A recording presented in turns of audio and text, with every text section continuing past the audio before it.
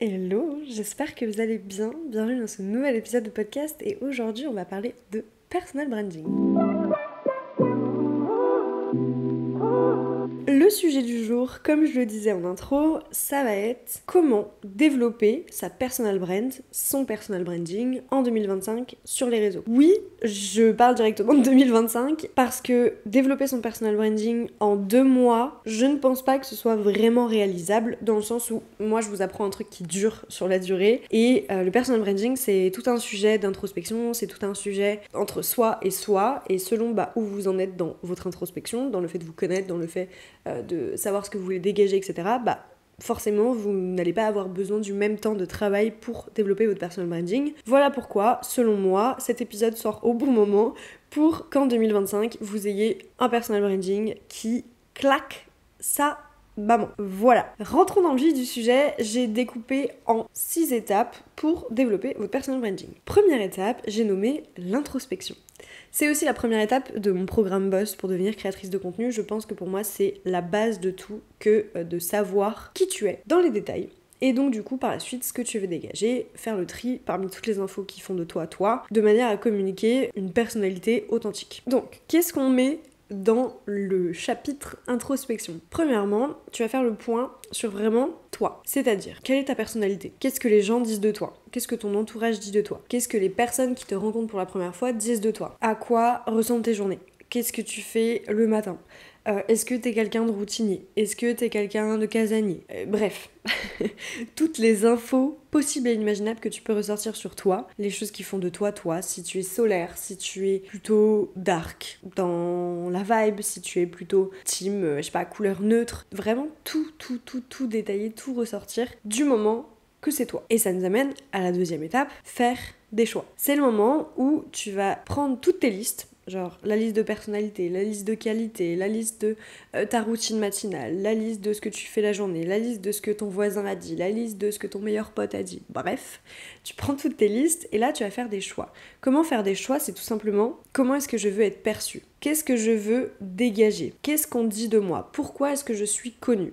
Et je trouve qu'il y a un exercice qui est hyper puissant dans cette partie-là. C'est que, ok, tu prends ton objectif, imaginons que tu veux être créatrice de contenu dans, la mode.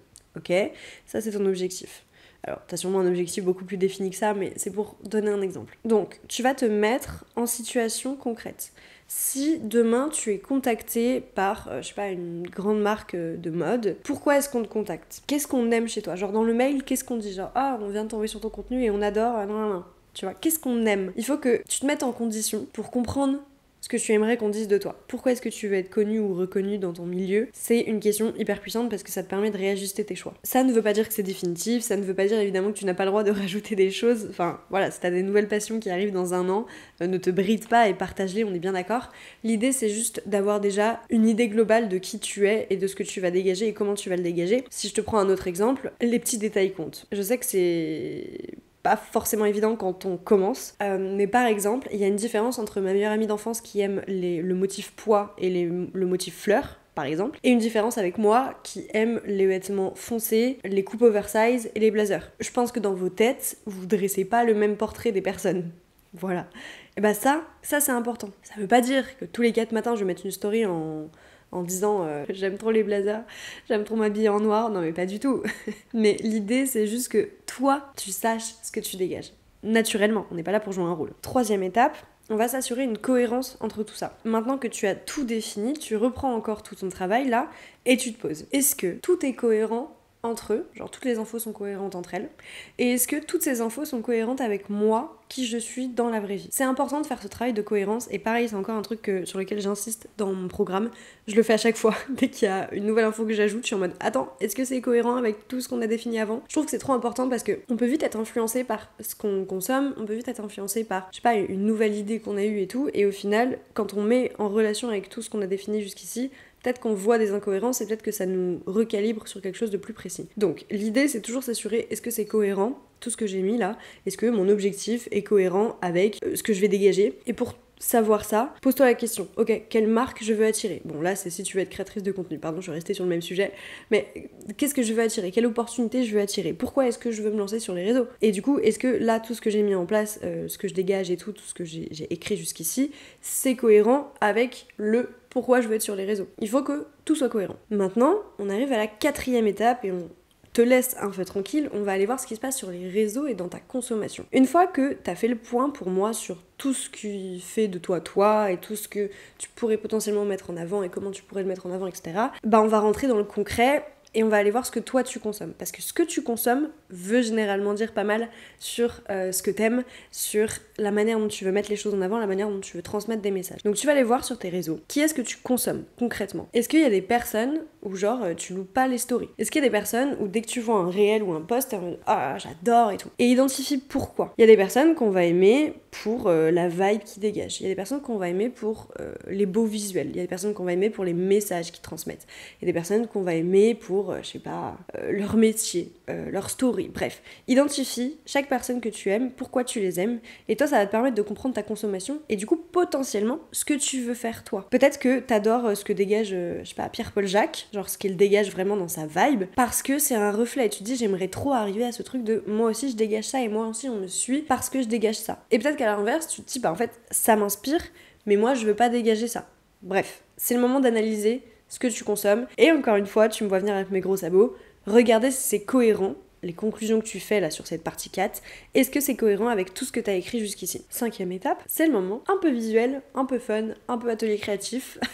On va partir sur un mood board. Pourquoi un mood board? Tout simplement parce que on parle des réseaux. Et les réseaux, c'est visuel. Donc il est temps qu'on sache visuellement comment on peut représenter toutes les idées qu'on a écrites dans l'étape 1, 2, 3, 4. Ça s'arrête là. Donc, munis-toi de ton meilleur Canva, munis-toi de ton meilleur Pinterest et fouille. Fouille de fond en comble. Quelle image te parle? Pourquoi elle te parle? Est-ce que t'aimes les couleurs? Est-ce que t'aimes l'ambiance qui se dégage?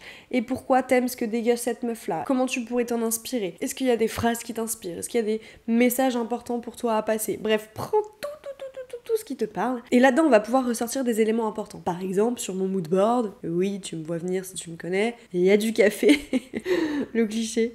Il y a du café. Si ça faisait pas partie de mon mood board, ce serait chelou. Et donc, du coup, si ça faisait pas partie, même de manière inconsciente, de mon contenu, ce serait chelou aussi. Enfin, en tout cas, ce serait en dissonance avec moi.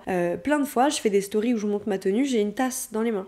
Sur mon feed, les photos cover de mes réels, il y a certains où c'est du café, une tasse de café. Ça a toujours besoin d'apparaître parce que ça fait partie de moi. Tu vas pouvoir identifier comme ça des éléments qui reviennent comme ça, qui font partie de ta vie et qui du coup, de manière inconsciente ou consciente, de manière directe ou indirecte, seront mis en avant sur tes réseaux. Et au-delà des éléments, on va pouvoir identifier les vibes qui te parlent, parce que un mood board, clairement, ça dégage une vibe directe. Et deuxièmement, on va pouvoir identifier des palettes de couleurs potentielles qui te correspondent. Et la dernière étape, l'étape qui peut prendre le plus de temps, bon, en même temps, l'introspection, ça peut prendre énormément de temps. Mais là, on a toute la recette. On a exactement les éléments qu'on veut mettre en avant, on a notre personnalité, on a tout. On a tout écrit, tout est good, on a fait notre travail, super. Maintenant, qu'est-ce qu'on en fait de ça? 6e et dernière étape, apprendre à mettre son personal branding en avant. Comment est-ce que je mets en scène les éléments visuels? Comment est-ce que je m'exprime? Quelle est ma façon de m'exprimer? Quels sont mes sujets? Quels sont mes décors de vidéos, de photos? Est-ce que je suis dans la rue? Est-ce que je suis dans un studio comme moi? Est-ce que je suis dans un truc cosy? Est-ce que je suis dans un truc pro? Est-ce que je suis habillée en blazer? Est-ce que je suis habillée en pyjama? Est-ce que je suis habillée en sweat? Est-ce que j'ai un micro? Est-ce que je suis en mode plutôt à la cool? Est-ce qu'il y a des néons? Est-ce qu'il y a des couleurs vives? Est-ce qu'il y a des plantes? Est-ce qu'il y a du beige? Est-ce que j'ai un café dans les mains? Est-ce que je vais au sport?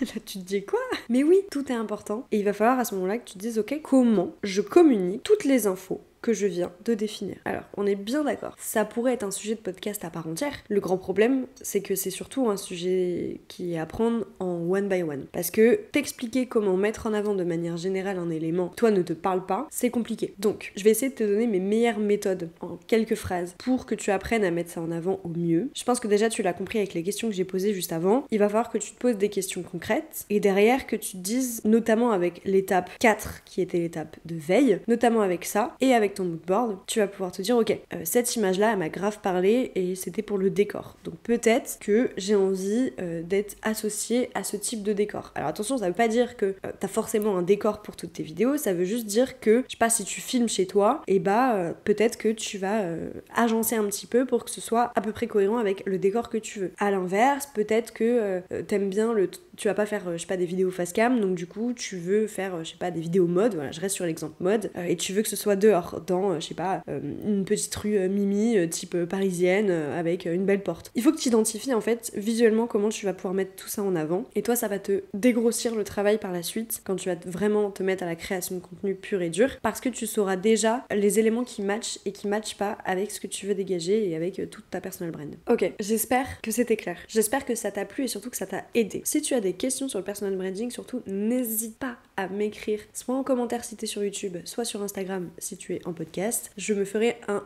plaisir monstrueux de vous répondre parce que c'est mon sujet favori. Et surtout, s'il y a beaucoup de questions, je referai des épisodes là-dessus avec grand plaisir. Je pense que là, l'objectif, c'est vraiment de vous donner toutes les clés pour vous lancer de manière sereine en tant que créatrice de contenu sur les réseaux. Donc, si je dois faire 10 épisodes à la suite sur ce sujet, je le ferai avec grand plaisir. Merci de m'avoir suivi, merci de m'avoir regardé. Je vous dis à mercredi prochain sur YouTube et à dimanche prochain sur le podcast. Bisous!